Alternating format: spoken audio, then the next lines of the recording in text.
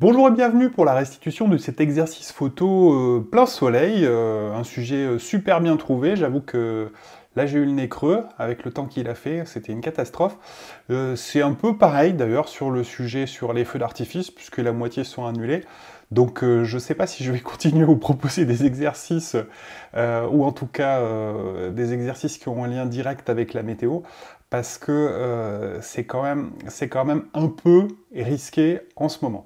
Donc là, on va voir vos images. Il y a quand même eu pas mal de participation. Ça, c'est plutôt bien. Et je pense que je vais réfléchir après cet exercice donc sur le feu d'artifice qui est l'exercice suivant.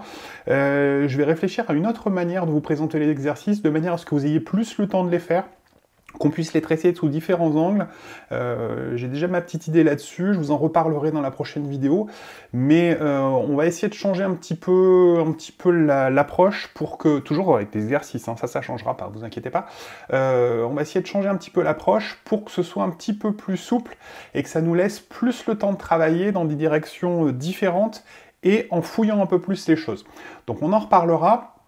Aujourd'hui, on va voir vos photos et on va commencer donc avec une première image de Corinna qui a photographié donc une petite fleur au soleil avec une sensibilité de 100 ISO, AF16 et une vitesse d'1/2 centième de seconde.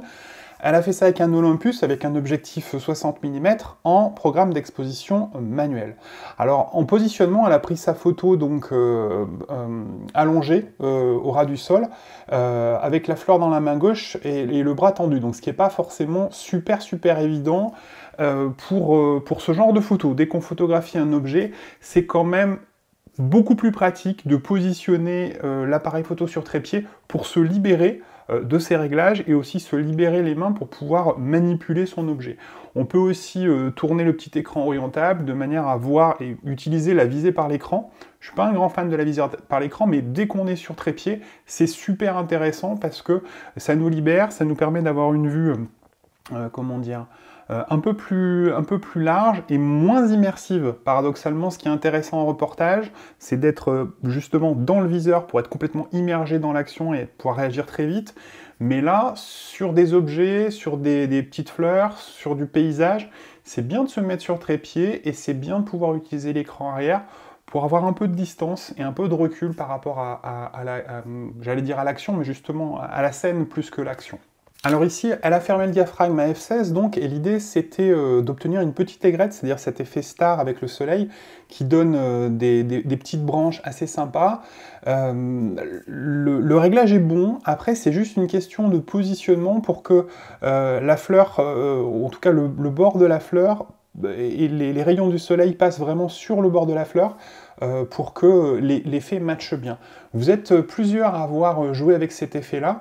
Il y a notamment Guillaume qui a fait une image donc en 100 ISO, lui aussi couché au ras du sol, pour avoir le soleil dans le cadre, donc pour avoir une contre-plongée. Et c'est vrai que dès qu'on photographie des fleurs, bah, faut tout de suite se mettre très bas, avec donc un programme d'exposition manuel à 1 centième de seconde et à f29, donc diaphragme très fermé, pour pouvoir avoir cet effet qui là se voit plutôt pas mal. Donc les réglages sont bons. On a également Samuel qui a tenté la même chose avec une sensibilité de 250 ISO. Il a utilisé donc un Nikon 7100 donc avec un objectif 100-400. Donc ici, il a mesuré la lumière dans le ciel pour pouvoir avoir un bleu qui soit bien dense, qui corresponde à une luminosité moyenne, ce qui a amené à fermer le diaphragme à f22, et c'est ce qui permet d'avoir cet effet sur le côté de gauche, donc d'aigrette, des petites branches de lumière de soleil. Et on a aussi William qui, avec un Sony Alpha 7 R2 et un objectif 35 mm f2.8, a utilisé donc lui un programme priorité ouverture. Ça match aussi le programme priorité ouverture puisqu'il a imposé un diaphragme de f22 qui est plutôt fermé.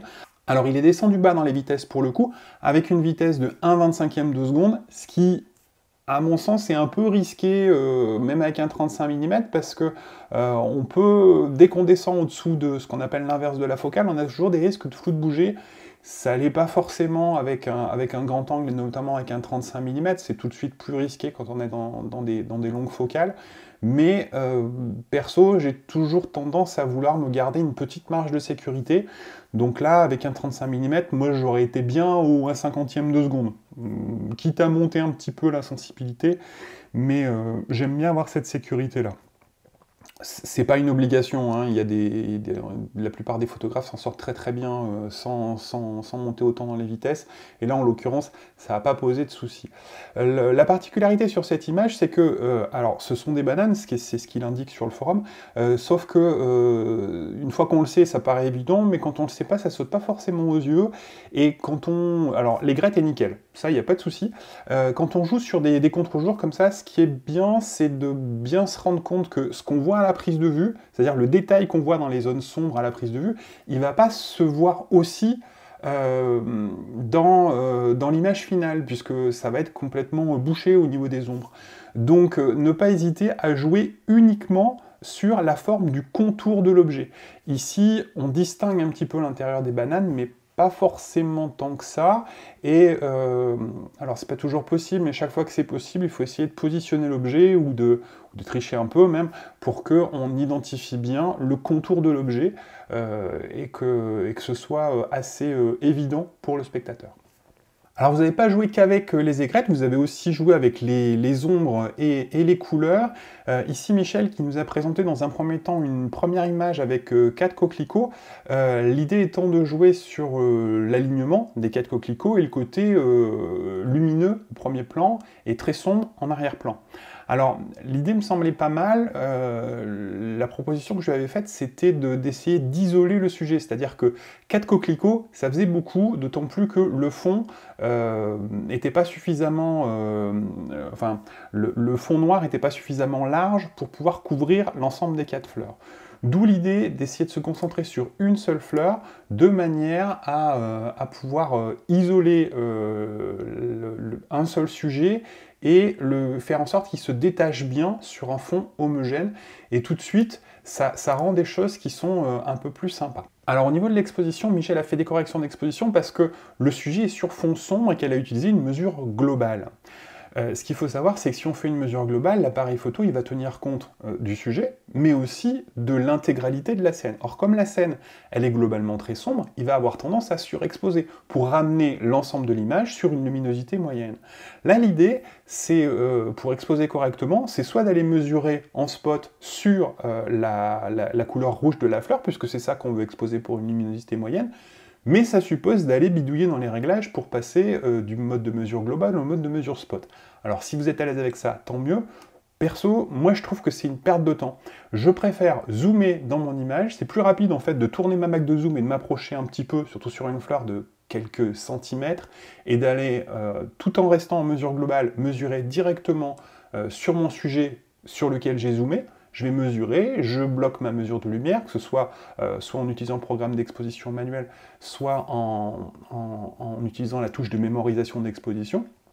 Et ensuite, je me recule, mon expo étant bloqué en manuel ou en mémorisation d'expo en programme semi-auto, et à ce moment-là, je peux prendre mon cadrage final tranquillement en étant sûr que mon expo est faite pour mon sujet principal, sans que l'appareil n'ait tenu compte de toutes les zones sombres qui sont autour.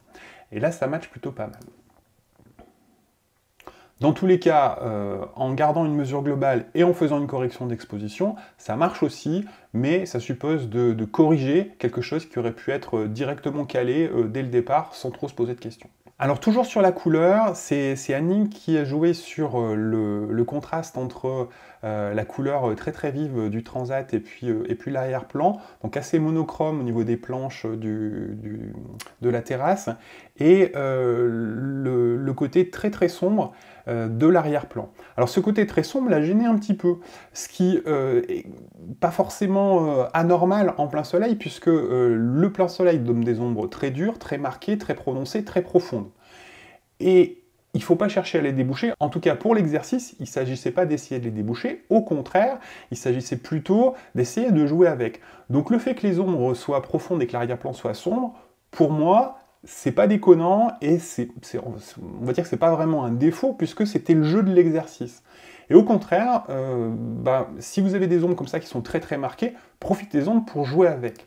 C'est ce que j'ai suggéré aussi donc, à Castellan, qui m'a photographié un joli gazon espagnol, et les fleurs sont très jolies. On retombe un peu sur les mêmes tons que sur le Transat Danik, avec des ombres aussi très marquées. Alors j'ai fait une proposition alors, c'est forcément pas terrible ce que j'ai proposé, mais j'ai juste recadré l'image pour essayer de donner une petite idée, c'est-à-dire de jouer à la fois sur la couleur et sur le côté un peu graphique, en tout cas très marqué, des ombres qui sont au sol. C'est aussi ce qu'a fait Jean-Michel en photographiant. Alors lui, c'est plutôt sur une photo de rue, et là, on a un personnage qui avance et qui a une ombre qui est très très marquée au sol. Donc il s'est positionné, il a planté son décor, et il a attendu qu'il y ait un personnage qui passe devant, ce qui est plutôt une bonne technique pour ce type de prise de vue, à partir du moment où on a un décor qui est défini, de pouvoir attendre un petit peu. Et alors, petite astuce, il n'a pas forcément regardé la personne, il restait l'œil rivé donc à son viseur, ce qui permettait à la personne de ne pas se sentir visée. Donc du coup, elle a pu passer d'une manière assez naturelle en faisant un mouvement dans les cheveux qui était celui que cherchait Jean-Michel, et c'est plutôt pas mal. Une petite chose qu'on aurait pu faire sur cette image, au niveau des réglages, Jean-Michel est parti sur une sensibilité à 100 ISO, avec un diaphragme ouvert à f8 et une vitesse de 1/4 centième de seconde. Ok sur la sensibilité, c'est pas trop la vitesse qui m'a interpellé, c'est surtout l'ouverture de diaphragme qui à f8 est un petit peu fermée. Alors ça peut être une sécurité aussi, parce que ça permet d'avoir une grande profondeur de champ, pour être sûr que, même si le sujet, on n'a pas le temps de faire trop la mise au point dessus, il sera dans la zone de netteté, il sera net. Mais là, en l'occurrence, le décor n'apporte rien de plus à l'histoire, si ce n'est en tant que décor. Donc il n'a pas besoin d'être aussi net que ça, et on aurait pu, je ne suis pas certain que ça aurait été beaucoup mieux, mais en tout cas on aurait pu ouvrir le diaphragme beaucoup plus, même au taquet, de manière à réduire cette zone de netteté, à réduire cette profondeur de champ, pour que le sujet se détache un petit peu plus du fond. Et dernière image, celle d'André, qui nous a photographié une jolie libellule. Là aussi, le côté très, très lumineux, très coloré de l'insecte se détache bien du fond, qui lui est beaucoup plus sombre, et il fait remarquer très justement d'ailleurs que quand on zoome dans l'œil, on voit le soleil qui se reflète. C'est quelque chose qu'on peut faire sur des photos d'insectes, mais sur des yeux d'une manière générale, et notamment sur les portraits. Quand on fait des photos de portraits, pour qu'il y ait une étincelle dans le regard, eh bien, l'astuce, c'est de faire en sorte que le sujet ait dans son champ de vision à la fois la source de lumière principale. Alors, c'est pas forcément directement le soleil, hein. Si c'est une lumière indirecte, ça peut être l'endroit, ou en tout cas la zone d'où provient la lumière principale, celle qui éclaire le sujet, et l'appareil photo. Donc ça va faire une espèce de jeu de miroir, et donc c'est un peu comme au billard, en fait, ça va faire un coup en bande, et la lumière de la source de lumière principale va se refléter dans l'œil, et on va la voir sur l'appareil photo, on va la voir sur l'image, et c'est ça qui va donner ce petit impact, cet œil brillant, et c'est assez sympa.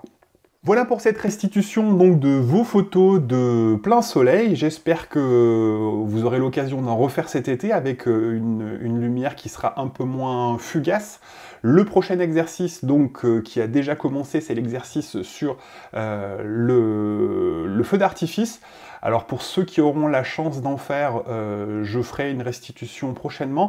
Dans tous les cas, même si les feux d'artifice sont reportés, ce qui sera probablement le cas chez moi, je vais essayer d'en tenter un ce soir, mais il n'y a rien de garanti, vous pourrez continuer à poster vos images sur le forum, et je continuerai à les commenter. Alors il n'y aura peut-être pas forcément une restitution, on verra selon le nombre d'images qui arriveront. Je continuerai à les commenter donc jusqu'à la fin de l'été, jusqu'au début septembre, pour que vous ayez tout de même un retour sur vos images. Donc continuez à faire des photos, continuez à les poster dans le forum, et je continuerai à vous apporter des propositions sur vos images pour continuer à progresser ensemble. Voilà, je vous souhaite une bonne soirée de 14 juillet, j'espère que vous aurez l'occasion de photographier un petit feu d'artifice ce soir.